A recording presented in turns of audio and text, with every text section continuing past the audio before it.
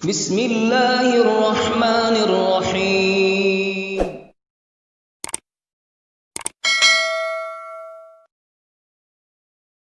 نحمده ونصلي على رسوله الكريم اما بعد اعوذ باللہ من الشیطان الرجیم بسم اللہ الرحمن الرحیم۔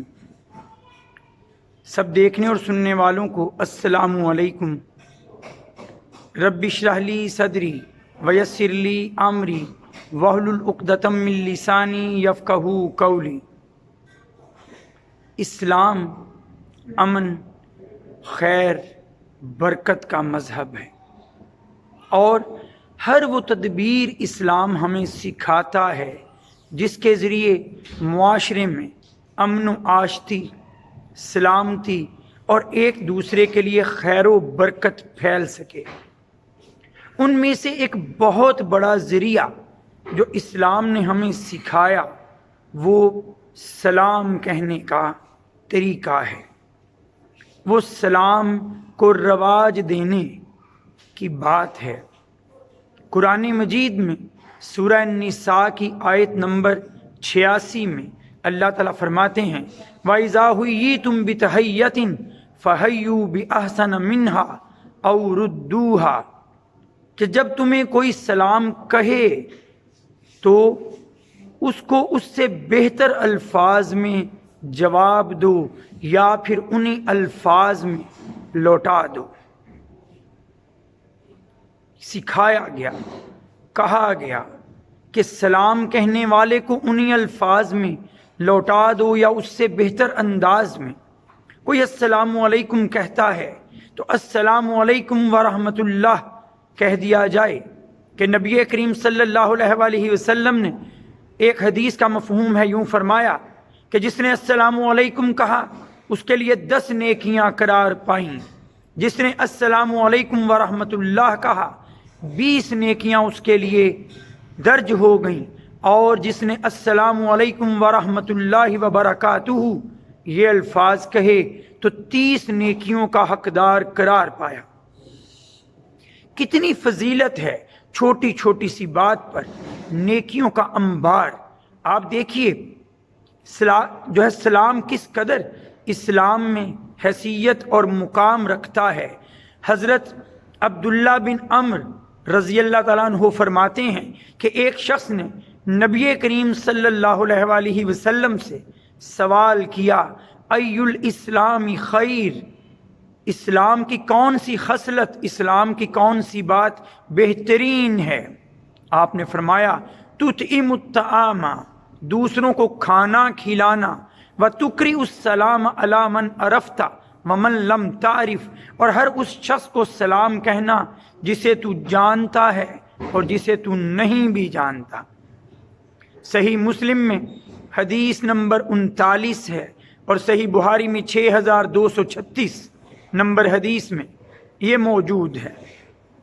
اسلام کس قدر سلام کہنے کو رواج دیتا ہے، کس قدر اس کی اہمیت بتاتا ہے، تو قرآن پورے کو پڑھ کر دیکھ لیجئے، آپ کو جگہ جگہ یہی باتیں پھیلی نظر آئیں گی۔ سلام کہنے کا حکم میں نے ابھی عرض کر دیا سورہ النساء میں۔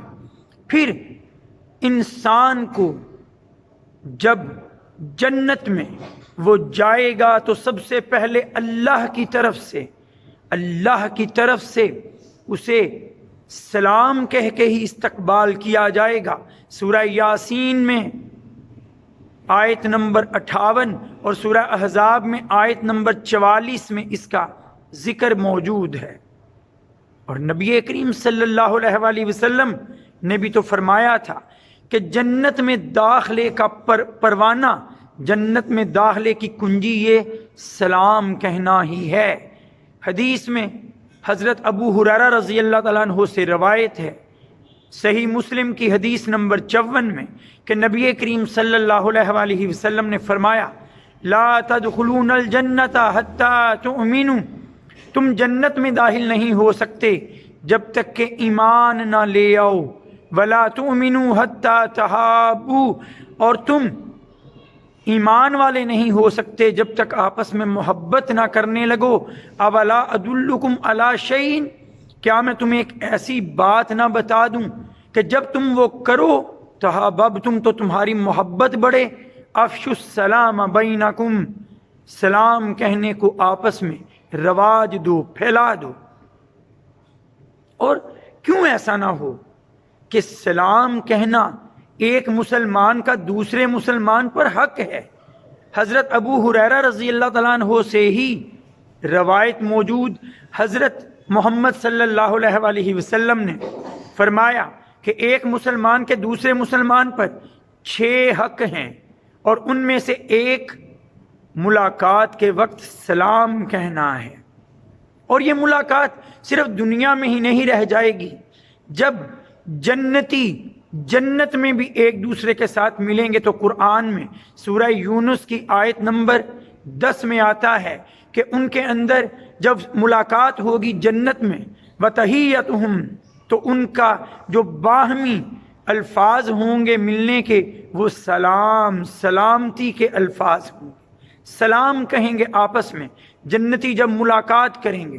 اور صرف آپس میں وہی نہیں، فرشتے بھی جب ان کا استقبال کریں گے، انہیں جنت میں داخل کریں گے، تو ہر لمحہ ان کے لبوں پر بھی سلام اور سلامتی کا پیغام ہی ہوگا۔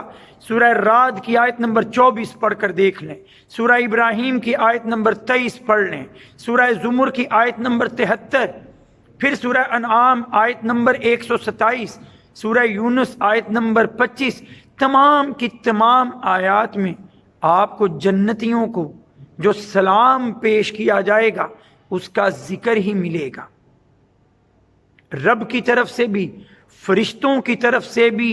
اور یہی انسان کی بلندی ہے، یہی انسان کی معراج ہے۔ نبی کریم صلی اللہ علیہ وآلہ وسلم نے فرمایا، حضرت ابو درداء رضی اللہ تعالی عنہ سے روایت ہے، افشوا السلام کی تعلو، سلام کہنے کو پھیلاؤ تاکہ سر بلندی حاصل کر جاؤ۔ اور یہ سر بلندی کیوں نہ ہو کہ اللہ کے ناموں میں سے ایک نام سلام، سلامتی دینے والا بھی ہے۔ جنت کا نام اللہ تعالیٰ نے دار السلام رکھ دیا، سلامتی کا گھر۔ اور یہی سلامتی کا پیغام حضرت آدم علیہ السلام سے لے کر آج تک اور رہتی دنیا تک انسانوں کو، مسلمانوں کو باہمی ملاقات میں ایک دوسرے تک جو پیغام وہ دیں سلامتی کا، اسے السلام علیکم کے الفاظ میں رکھ دیا۔ اب اتنے فوائد ہوں، اتنی منزلت ہو، اتنی بلندیاں اور رفتیں سلام کہنے سے ملتی ہوں، اور انسان پھر بھی سلام کہنے میں بخل برتے، کنجوسی برتے، تو یاد رکھ لیجئے نبی کریم صلی اللہ علیہ وآلہ وسلم نے حدیث کے مطابق اس شخص کو سب سے بڑا بخیل کہا ہے جو سلام کرنے میں کنجوسی برتتا ہے۔ ہم اگر بڑے ہیں تو چھوٹوں کو سلام کریں، اگر ہم سوار ہیں تو پیدل کو سلام کریں، اگر ہم چل رہے ہیں تو بیٹھے ہوں کو سلام کریں۔ یہ نہ دیکھیں کہ دوسرا ہمیں سلام کہے گا تو ہم جواب کہیں گے، نہیں، سلام کہنے میں برتری لے جائیے کہ ایک حدیث کا مفہوم یہ بھی ہے کہ جو جتنا اللہ کے قریب ہوتا ہے، جتنا اللہ کے زیادہ قریب ہوتا ہے، اتنا ہی سلام کہنے میں پہل کرتا ہے، اور ثواب کمانے کا اتنا ہی زیادہ مستحق ٹھہرتا ہے۔ تو پھر کیوں نہ میں، کیوں نہ آپ اس سلام کو اپنے معاشرے میں پھیلائیں، سلام کہیں، سلام سنیں، امن کا پیغام دیں، امن کا پیغام حاصل کریں، ثابت کریں ایک دوسرے کے لیے اور دوسروں کے لیے بھی کہ اسلام امن کا، اسلام سلامتی کا ہی مذہب ہے اور خیر و برکت ہی بانٹتا ہے، اس کے سوا اسلام میں اور کچھ نہیں، اور یہی ہمیں پھیلانا ہے۔ وآخر دعوانا ان الحمد للہ رب العالمین۔ السلام علیکم۔